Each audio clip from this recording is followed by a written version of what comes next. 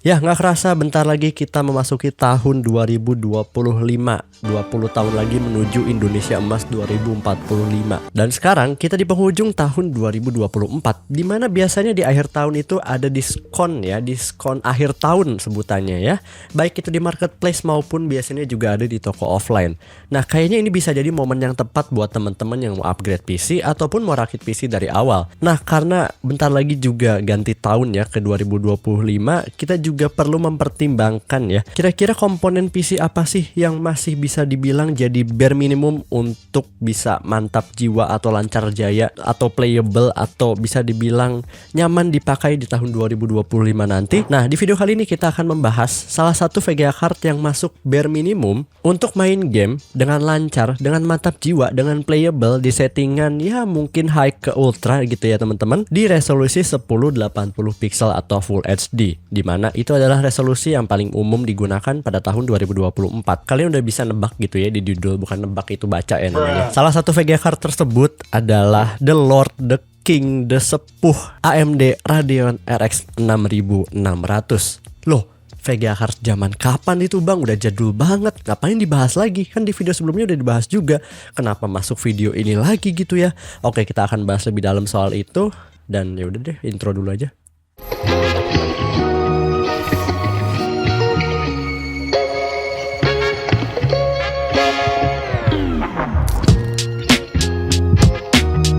Oke, assalamualaikum warahmatullahi wabarakatuh. Halo semuanya, kembali lagi bersama saya Jafari Gantara Putra di channel Pemula IT. Dan di video kali ini kita akan mereview sebuah VGA card AMD Radeon RX 6600 8GB dari Gigabyte ya.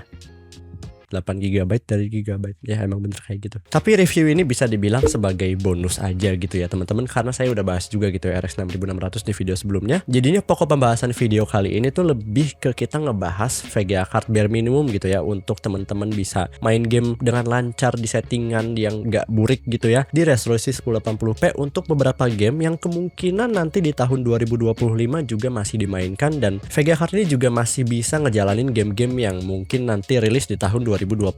Oke, sebelum lanjut kita bahas dulu apa itu bare minimum pada umumnya gitu ya teman-teman. Bare minimum itu adalah istilah bahasa Inggris yang berarti standar minimal atau paling wajar yang harus dilakukan oleh seseorang, yaitu definisi umumnya. Tapi untuk bare minimum ini bisa banyak sekali konteksnya, dan konteks pada video kali ini bukan bare minimum standar cowok zaman sekarang, tapi konteks di video kali ini adalah bare minimum VGA card yang masih layak atau bisa dibilang masih nyaman digunakan untuk main game di resolusi 1080p pada tahun 2025 nanti. Jadi bisa dibilang VGA card ini tuh masih sanggup lah untuk main game dengan settingan gak burik ya, gak rata kiri di resolusi 1080p. Dan game-gamenya itu adalah game-game mainstream yang biasanya pada umumnya orang mainkan gitu ya. Nanti kita akan bahas soal ini. Dan resolusinya kenapa 1080p? Karena bisa dibilang gitu ya, 1080p itu minimum banget biar mata gak sakit mata gitu ya, pertama itu. Kedua, resolusi 1080p juga resolusi yang umum, paling umum digunakan baik di Indonesia maupun di seluruh dunia gitu ya. Di resolusi ini juga rata-rata game kompetitif juga main di resolusi 1080p gitu ya, maupun game triple E yang nyaman di mata gitu ya, dengan grafik yang mantap enak dilihat, itu di 1080p juga enak-enak aja ya, nggak separah di 720p. Jadi itulah kenapa saya pilih resolusi 1080p. Tapi perlu teman-teman diketahui juga bahwa VGA card itu nggak dipakai bukan buat gaming doang gitu ya, terutama di era konten saat ini gitu ya, di era media sosial. Jadi bare minimum di sini nggak cuman buat gaming doang, tapi VGA card yang masuk bare minimum ini juga harus bisa dipakai buat editing video, atau bisa dibilang dipakai content creation lah gampangnya itu, dan beberapa aplikasi produktivitas lainnya seperti Blender, atau buat desain-desain kayak di Adobe Photoshop, Adobe Lightroom, dan juga Adobe Illustrator gitu ya. Itu bisa dibilang pekerjaan yang ringan, tapi terkadang juga butuh GPU yang mumpuni untuk menyelesaikan beberapa task tertentu gitu ya di aplikasi tersebut. Karena beberapa kebutuhan tadi tuh bisa dibilang sekarang tuh udah jadi standar untuk banyak orang, terutama karena target audiens pemula IT di sini adalah seorang pelajar dan juga mahasiswa gitu ya, yang dimana seorang pelajar dan mahasiswa itu biasanya selain pakai PC-nya untuk main game, dipakai juga buat belajar hal yang lain, seperti mungkin belajar video editing, belajar 3D, dan juga belajar desain dan lain sebagainya gitu. Belajar beberapa hal yang produktif lainnya demi masa depan yang lebih cerah lagi. Jadi bisa dibilang VGA card ini jadi bare minimum untuk para gamer yang pengen main game dengan gak sakit mata di 1080p, tapi juga bisa buat konten kreator pemula, pelajar, atau bahkan mahasiswa yang jurusannya itu berhubungan dengan hal tadi. Oke, kita bahas lebih dalam lagi soal syarat bare minimum. Pertama, bare minimumnya kita bahas dulu yang bagian gaming dulu di sini ya, yang resolusi 1080p itu. Nah, syarat untuk gaming VGA card ini tuh harus bisa main game modern dan mainstream di tahun 2025 nanti dengan settingan yang gak sakit mata gitu ya. Nah, contoh gamenya tuh apa aja bang yang paling mainstream dimainkan gitu ya di tahun 2025 nanti, dan paling banyak dimainkan juga di tahun 2024. Nah, menurut data dari Active Player ya, game kayak GTA 5, PUBG, Valorant, Apex, Dota 2, dan Genshin Impact, dan mungkin Wuthering Waves ya, ada beberapa orang yang main, itu masih jadi yang paling banyak dimainin di tahun 2024, dan mungkin di tahun 2025 nanti game-game tersebut memiliki potensi yang cukup besar untuk terus dimainkan, terutama game story kayak Genshin gitu ya, dan juga game-game online yang seru yang bisa dimainin banyak orang, bisa dimainin sama teman-teman seperti GTA 5 dan juga tadi Genshin Impact maupun Valorant atau CS2 gitu. Itu semua game yang bisa dibilang memiliki potensi besar untuk terus dimainkan di tahun 2025 nanti. Lalu selain gaming tadi ya, bare minimum ini tuh bisa dipakai buat aplikasi produktivitas. Jadi buat editing video 1080p 30 fps lancar, buat desain lancar, buat aplikasi 3D juga lancar, dan lain sebagainya.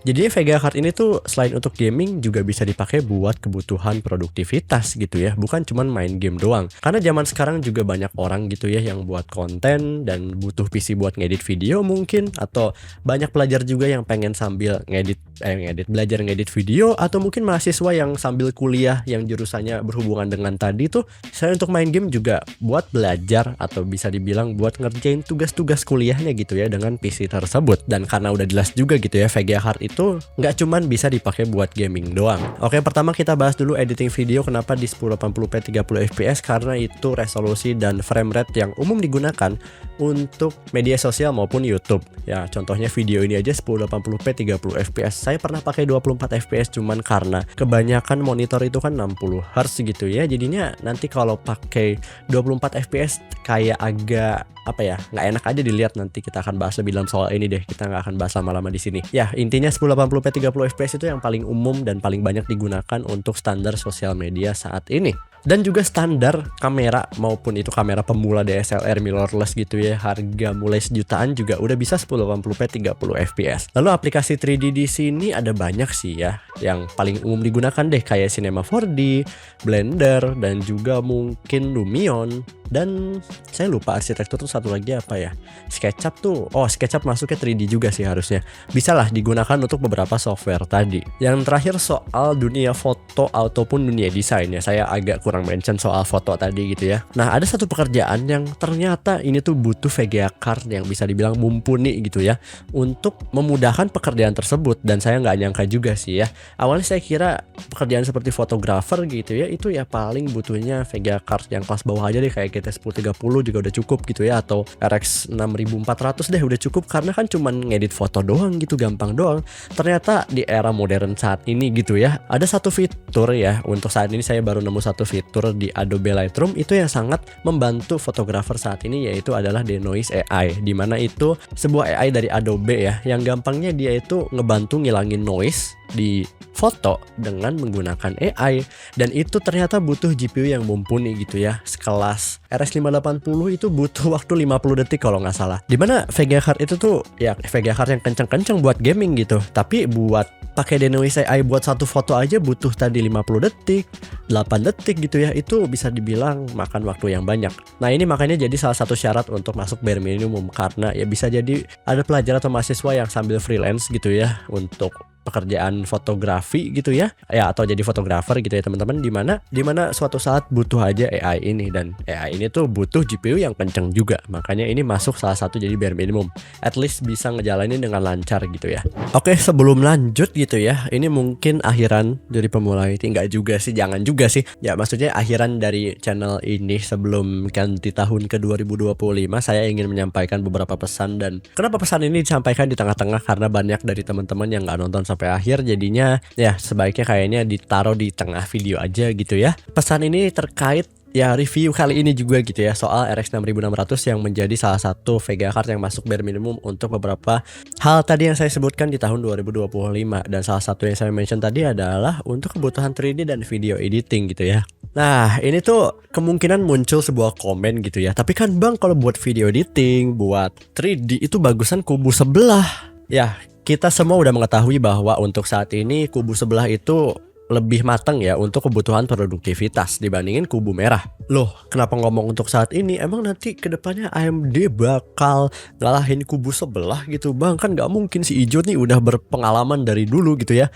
Memang si Ijo ini harusnya udah bakar duit dari lama gitu ya untuk riset soal ini, soal software terutama gitu ya, buat mateng-matengin si softwarenya. Dan juga banyak beberapa software spesifik gitu ya yang udah dioptimisasi untuk si kubu sebelah atau kubu Ijo itu. Ya, kita semua mengetahui soal itu. Dan makanya ya tadi dari awal saya bilang, dari awal video ini dibuat gitu ya teman-teman, saya bilangnya ini salah satu, bukan satu-satunya Vega card bare minimum gitu ya. Ini salah satu Vega card bare minimum untuk kebutuhan yang tadi saya sebutkan, tadi saya jelaskan gitu ya. Makanya balik lagi ke kebutuhan spesifiknya itu seperti apa. Mengingat si Radeon RX 6600 ini dari dulu gitu ya, dari kalau awal rilis sih enggak, belakangan ini deh 2023 2024 itu punya value yang sangat mantep dibandingin Vega card di kelasnya gitu. Dan beberapa fitur dan teknologi yang udah modern juga, nggak kayak Radeon yang lama. Ya saya agak heran aja gitu ya setiap saya mention gitu ya, Radeon ini punya encoder yang lebih baik daripada generasi sebelumnya, apalagi daripada generasi yang dahulu banget gitu ya.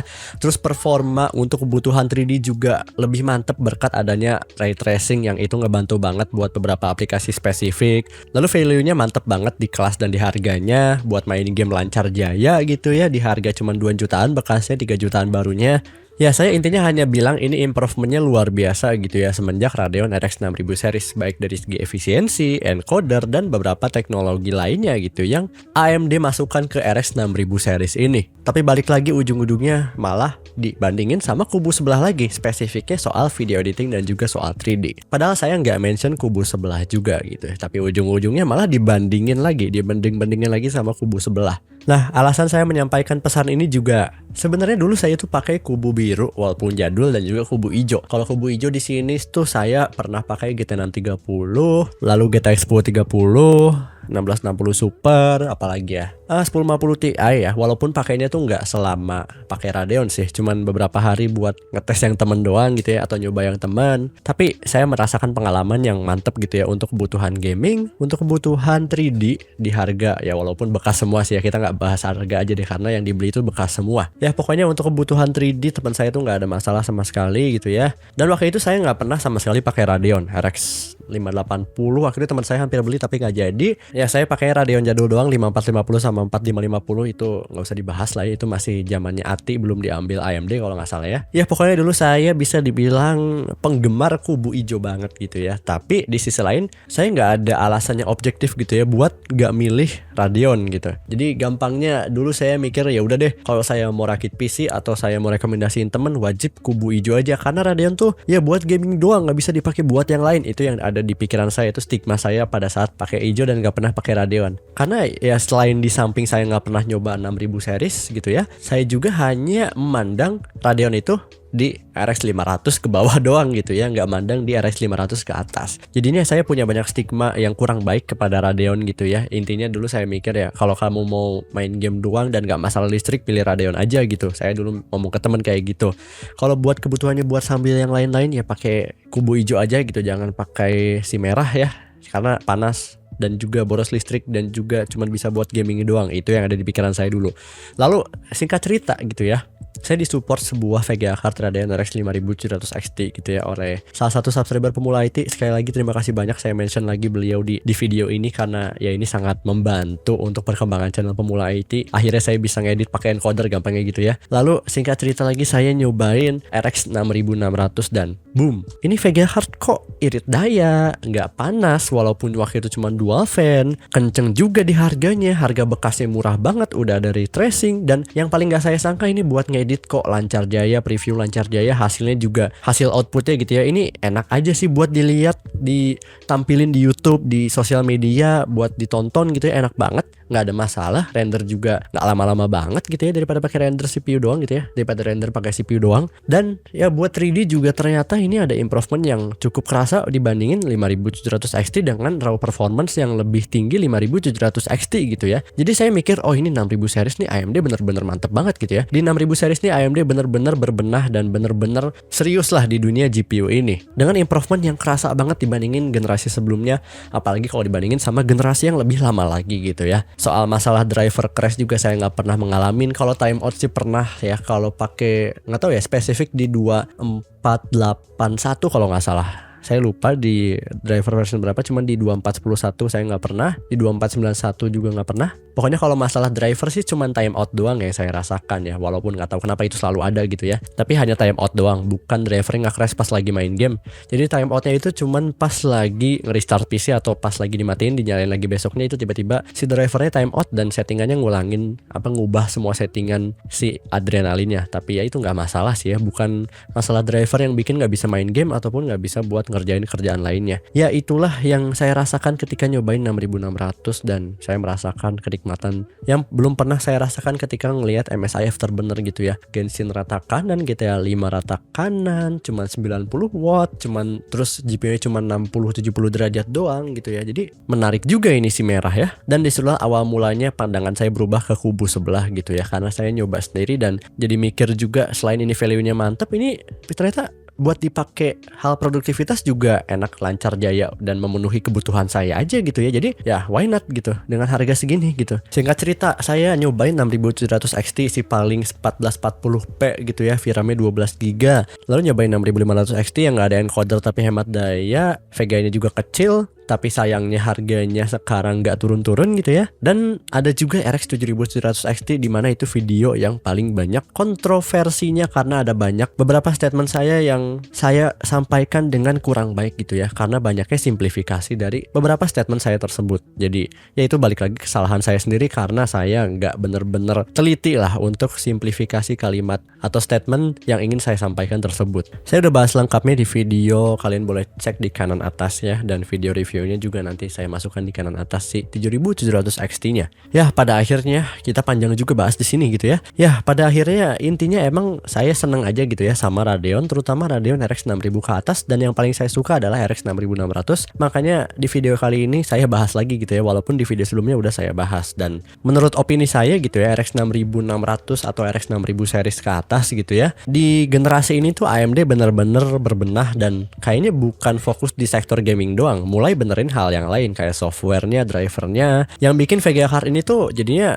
selain buat dipakai gaming juga enak-enak aja buat dipakai selain untuk kebutuhan gaming. Tapi sayangnya di sini mungkin AMD kurang kurang nekenin hal tersebut gitu ya, atau mungkin belum sih ya. Kita lihat nanti RX 8000 series mungkin AMD membuat terobosan baru di Radeon gitu ya, yang bikin beneran banget bisa dipakai buat profesional gitu ya. Kalau di edukasi sekarang mungkin bisa jadi orang-orang pada skeptis, atau mungkin bisa jadi nggak percaya gitu ya kalau terlalu cepat-cepat. Ya kita tunggu nanti aja. Tapi saya berharap Radeon ini makin mantap lagi ke depannya. Dan ya walaupun 2 tahun terakhir ini Radeon nggak ngeluarin VGA card baru gitu ya, tapi semoga di 8000 series ini, semoga AMD terutama Radeon makin mantap lagi gitu ya. Kalau si Ryzen kita nggak usah ngomongin, dia udah merajalela, udah lebih dari 50%, udah mendominasi, dan udah jadi CPU yang gaming banget gitu. Dan jadi satu-satunya pilihan semenjak si kubu biru itu ada masalah di 14900K-nya. Oke, kita kebanyakan bahas soal ini, kita lanjut aja bahas soal RX 6600-nya.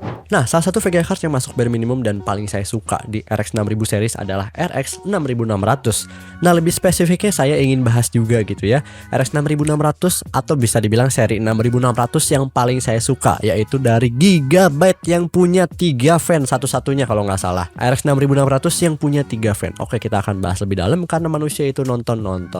Ngelihat dari luarnya dulu, kita akan bahas dari segi desainnya dulu. Anyway, terima kasih banyak buat AMD Indonesia yang udah pengertian banget gitu ya, minjemin VGA card Gigabyte Radeon RX 6600 Eagle. Yang ini tuh seri yang paling saya suka dari lini RX 6600, karena dia punya 3 fan tapi ukurannya tetap kecil banget coy.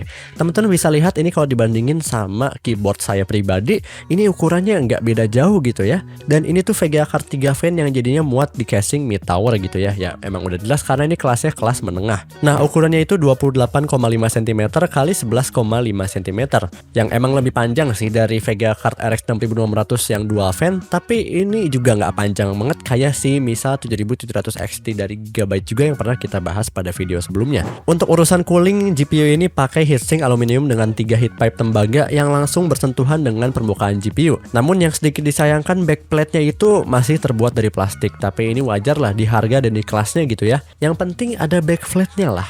Yang ini bikin tampilannya jadi lebih mantap. Di bagian atas ada 1x8 pin power, dengan ini tuh konsumsi dayanya maksimal di 132 watt. Tapi walaupun begitu saya udah bahas juga ini nggak pernah nyentuh 100 watt gitu ya, apalagi nggak nyentuh 132 watt. Dan di bagian belakang dari sisi display, RX 6600 GB Eagle ini punya 2 port HDMI 2.1 dan 2 port display port 1.4 yang udah cocok lah buat pakai monitor di resolusi 1080p yang pada saat ini mainstream itu 165 Hz ke atas gitu, yang biasanya dipakai buat kebutuhan gaming, terutama game kompetitif. Oke, next kita akan bahas spesifikasi lengkap dari Gigabyte Radeon RX 6600 Eagle 8GB ini. Oke, teman-teman udah bisa lihat langsung bedanya antara Radeon RX 6600 dari Gigabyte maupun dari Power Color Fighter. Dan dilihat-lihat kok nggak ada bedanya bang dari GPU NAND spesifikasi lainnya sampai DirectX support gitu, itu hampir ya, bukan hampir lagi, ini sama persis gitu ya. Base clocknya sama, game clocknya sama, boost clocknya juga sama. Yang membedakan di sini adalah dimension atau ukuran dari graphic card pada Radeon RX 6600 dari Power Color maupun Gigabyte ini, yang dimana Gigabyte RX 6600 Eagle ini punya panjang sekitar 82 mm lebih panjang dari Power Color Fighter yang punya 2 fan, dan lebarnya cuma beda 2 mm aja sih dari si 6600 dari Power Color. Dan dari segi spesifikasi lainnya sama persis ya. Jadi untuk kebutuhan gaming ini hampir nggak ada bedanya gitu ya. Oke, itu tadi spesifikasi lengkapnya. Kita langsung aja masuk ke benchmark dari Radeon RX 6600 dari Gigabyte Eagle 8GB ini. Let's go.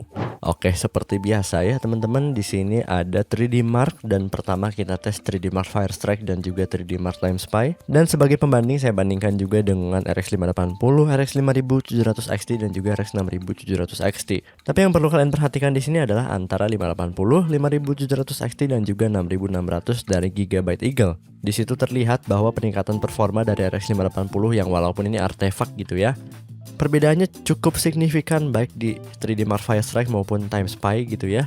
Sekitar 3-4 kali lebih kenceng dari 580 yang di undervolt ke 600 MHz. Dan kalau dibandingin sama generasi sebelumnya yang di atasnya ya kelasnya, yaitu Radeon RX 5700 XT di situ, yang secara kelas dia itu sebenarnya di atas 6600, karena ya sebelum 6600 temen atau adeknya ya bisa dibilang, adeknya 6600 itu adalah RX 5600 pastinya.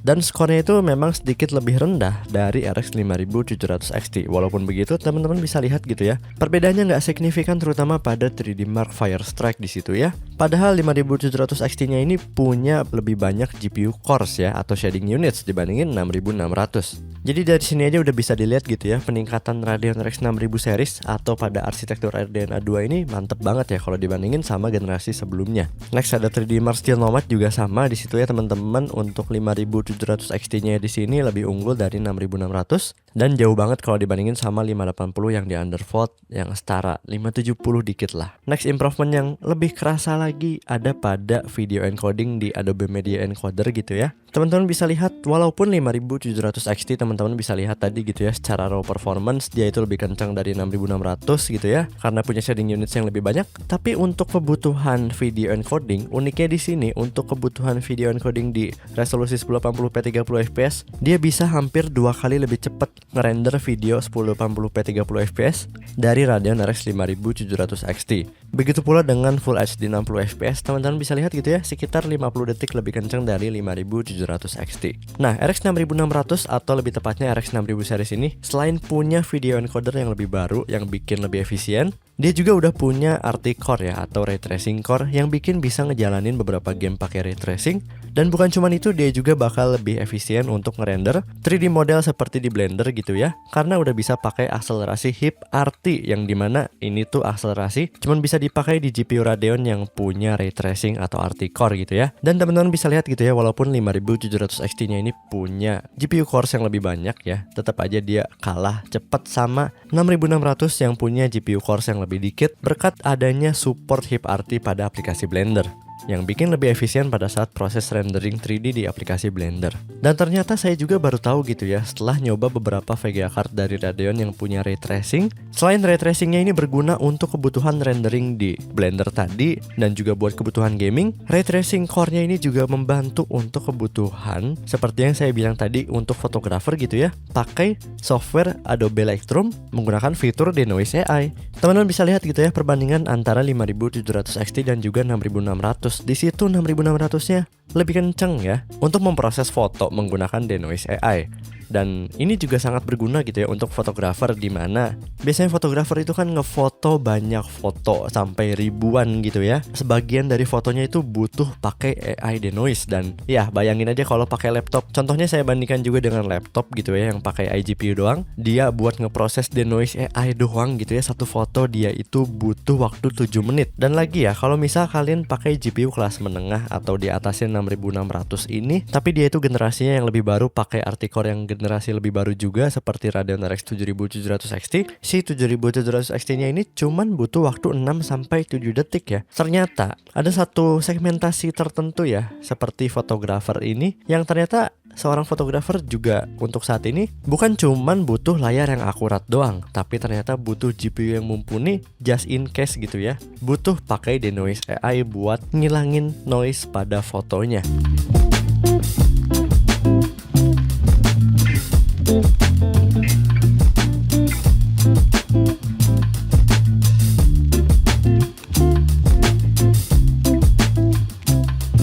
Oke lanjut, ada aplikasi Lumion 12.5, kita coba rata kanan dan dapat rata-rata di 25-26 fps-an ya. Teman-teman bisa lihat ini cukup lancar jaya untuk menjalankan aplikasi Lumion 12.5 atau aplikasi arsitektur ini, dan cukup berat ketika pakai mode realistik ya sebelum ngerender foto ataupun video. Kita coba turunin quality, kita dapat 33-40 fps-an ya, dan kalau diturunin lagi kita dapat rata-rata di 43-44 fps-an. Next ada SketchUp, di sini terlihatnya patah-patah ya, cuma dapat 9, 14 fps, 15 fps, tapi ternyata ini tuh lancar ya. Teman-teman bisa lihat untuk GPU usage-nya nggak nyampe 100% gitu ya.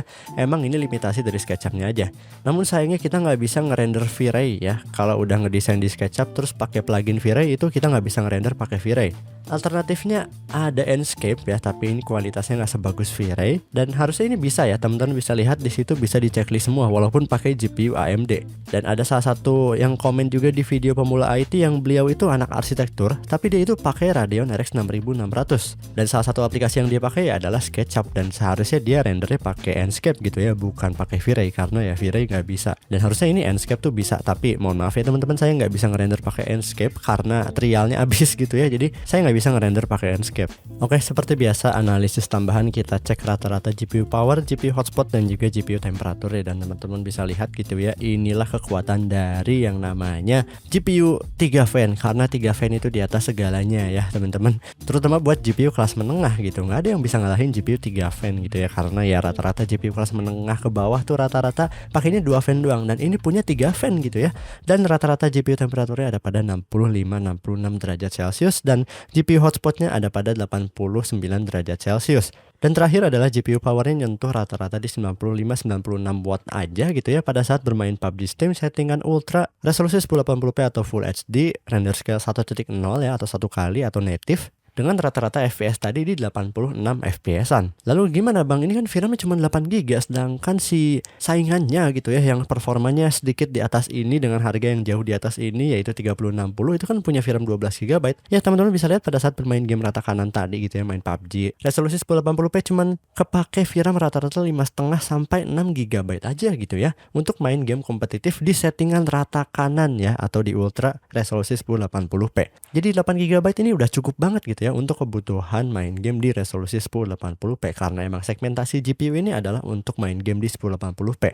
Oke, gimana teman-teman performa dari Radeon RX 6600? Dan karena ini punya 3 fan, teman-teman bisa lihat tadi suhunya cukup sangat dingin, bukan cukup sangat dingin ya, salah satu aja sangat dingin. karena ya 3 fan adalah segalanya gitu ya. Apalagi ditambah ini pakai cooling WindForce dari Gigabyte yang terkenal efisien itu. Kita langsung aja bahas ke harga dari Gigabyte Radeon RX 6600 ini. Untuk harga barunya di 3,4 jutaan, dan kalau dibandingin sama Power Color ini bisa jadi opsi yang menarik, nambah 200.000 bisa dapat 6.600 yang punya 3 fan dari si Gigabyte RX 6600 ini, dan tentu saja dengan pendinginan yang lebih baik gitu ya untuk harga barunya. Kalau kita nggak mempertimbangkan harga bekas, tapi kalau harga bekasnya itu teman-teman bisa lihat lagi, ini cukup menarik juga di harga 2,6 juta. Tapi kalau saya pribadi sih ya pilihnya Power Color aja deh, 1,9 juta kalau kalian mempertimbangkan harga bekas dan kalau kalian berani untuk beli VGA card bekas dan udah tahu resiko yang akan terjadi jika beli VGA card bekas gitu ya. Itu balik lagi ke gimana kalian gitu ya teman-teman. Tapi dengan harga segini sih saya pilihnya 6600 XT aja sekalian gitu ya, yang performanya sama 3060. Karena kan 6600 polos ini tuh performanya hampir mendekati 3060 dan jauh di atas 3050 yang 6GB ya ataupun yang 8GB. Tapi kalau yang 6600 XT ini bisa dibilang performanya setara lah, kejar-kejaran sama 3060 tergantung game yang kalian mainin, tapi kebanyakan game tuh performanya setara antara 3060 dan juga 6600 XT. Itu kalau kalian mempertimbangkan harga bekas, si XT ini lebih menarik kalau dibandingin sama Gigabyte Eagle ini. Oke, tadi kan saya bilang juga ini salah satu VGA card yang masuk bare minimum. Nah, ada VGA card lain yang bisa masuk bare minimum tergantung spesifik tugas kalian apa. Contohnya di sini ada RTX 3050 8GB dengan harga yang lebih mahal dikit dari 6600 yang dual fan gitu ya. Ini bisa jadi opsi yang menarik kalau kalian fokus di kebutuhan buat streaming sambil main game kompetitif ataupun buat video editing atau pekerjaan profesional lainnya gitu ya. Ini udah masuk bare minimum banget gitu ya, 3058GB ini. Tapi buat gaming juga bisa-bisa aja, walaupun dari segi price to performance gitu ya, untuk kebutuhan gaming 1080p lebih baik 6600 daripada 3050 gitu ya. Dan juga ada opsi lainnya yaitu 3050 6GB yang secara performa juga sayangnya di bawah 3050 8GB. Bukan cuma VRAM yang dipangkas, tapi ini performanya juga sangat dipangkas. Tapi ini bisa jadi bare minimum terutama buat temen-temen yang pengen upgrade VGA card gitu ya, buat main game 1080p settingan medium gitu ya, dan buat kebutuhan editing video 3D dengan lebih lancar lagi gitu ya. Buat kalian yang pakainya PC build up gitu ya, yang power supply cuma 200-300 watt gitu ya, tapi CPU kalian tuh udah cukup kenceng. Kayak misal CPU untuk PC build up tuh biasanya pakai kayak i5 Gen 7 kalau nggak salah, atau i5 Gen 6 gitu ya, dimana itu udah cukup lah buat ngehandle 3050 6GB ini. Dan kalau kalian misal ganti casing, ganti power supply kan keluar duit lagi gitu ya. Daripada seperti itu, 3050 6GB yang single fan dan juga yang low profile mungkinnya sangat bisa jadi opsi gitu ya. Tapi ya komprominya tadi dengan harga 2,6 juta barunya, kalian cuman bisa dapat VGA card yang cuman bisa main game di settingan medium lah, rata-rata di high dikit-dikit untuk beberapa game yang ringan gitu ya. Jadi kalau dibandingin sama 3058GB apalagi 6600 nih performanya sangat jauh gitu ya. Tapi kalau untuk kebutuhan kalian fokus di editing dan emang nggak ada budget lagi buat beli power supply, casing dan malas ganti semuanya gitu ya, cuman butuh VGA card doang biar lebih lancar, ini bisa jadi opsi yang menarik. Tapi kalau kalian mempertimbangkan harga bekas lagi gitu ya, 2060 6GB dan juga RX 6600 XT ini bisa jadi opsi yang lebih menarik, terutama sih 6600 XT ini di sini 2,288 coy dari Power Color. Ini udah kalian bisa dapatkan di harga segini dengan performa yang setara dengan 3060 dan VRAM-nya tuh sayangnya lebih dikit juga ya dari 3060 12GB, tapi ya untuk 1080p ngapain VRAM 12GB kecuali spesifik buat kebutuhan AI, dan sayangnya 3060 12GB harganya di atas ini gitu ya. Jadinya ya udah di atas bare minimum gitu ya kalau kita masukin 3060 dengan harga yang di atas tadi. Oke, kita masuk aja langsung ke kesimpulan ya. Saya baca dulu kesimpulannya. Jadi kalau ngomongin soal bare minimum di tahun 2025, RX 6600 ini pilihan yang sangat menarik gitu ya dan masuk akal, terutama dengan harga bekas yang ada di 1,9 jutaan coy. Bayangin, itu kalian bisa dapat VGA card yang hampir setara 3060 gitu ya, dengan VRAM 8GB dan punya ray tracing yang dimana itu sangat berguna selain untuk gaming, bisa dipakai buat beberapa pekerjaan spesifik tadi gitu ya, seperti Adobe Denius AI dan juga buat Blender. Dan kalian ini juga VGA card yang disegmentasikan untuk main game 1080p, ini juga performanya mantep gitu ya, bisa main game di settingan high bahkan ultra untuk beberapa game, dan ada beberapa game yang bisa dimainin pakai ray tracing kayak Cyberpunk tadi dengan cukup playable gitu ya kalau kalian pengen ngerasain ray tracing. Jadi bisa dibilang ini VGA card yang bisa dibilang value dan seimbang aja gitu. Buat dipakai gaming nih, raw performance-nya mantap, value-nya mantap. Buat dipakai editing juga bisa kok, saya nggak pernah ada kendala. Lalu buat dipakai belajar 3D, buat dipakai pekerjaan profesional seperti Denoise AI di Adobe Lightroom itu sama sekali oke-oke aja gitu ya, nggak ada kendala. Dan yang terakhir efisiensinya ini mantep banget coy, cuman makan 90 watt untuk main game settingan kanan tadi gitu ya. Ya gitu aja sih, terima kasih telah menonton video ini sampai akhir. Jika ada pertanyaan boleh komen di bawah, jangan lupa tekan tombol subrek, nyalakan lonceng notifikasinya, like jika suka. Saya Jova Digantara Putra, mohon maaf jika ada kesalahan kata atau kesalahan dalam penyampaian informasi. Saya Jova Digantara Putra, terima kasih. Wassalamualaikum warahmatullahi wabarakatuh. Mantap, ini anak-anak kecil main mu depan rumah gua dah.